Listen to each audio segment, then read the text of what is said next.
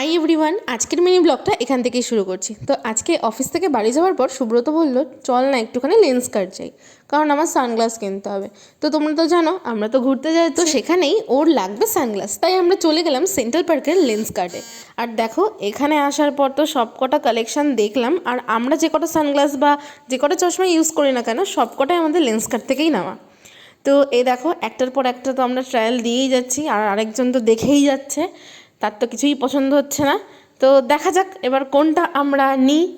তো দেখো একটু চশমা দেখতে দেখতে একটু পোজ দিয়ে নিচ্ছিলাম আয়নায়, আর দেখো পেছন থেকে সুব্রতও চলে এসছে।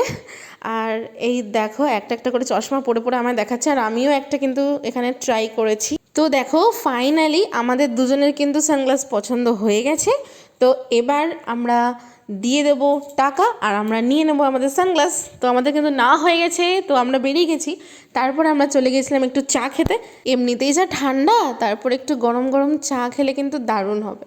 তো তাই আমরা দুজন মিলে চলে এসেছিলাম চা খেতে। আর দেখো আমরা কিন্তু নিয়েছিলাম এলাইচি চায়। তো তারপর সেখান থেকে বেরিয়ে আমরা সোজা চলে এসেছি বাড়িতে। আর দেখো বাড়িতে কিন্তু মা রান্না করেছিল ডিমের কষা আর সয়াবিনের তরকারি। আহা হা হা, মায়ের হাতের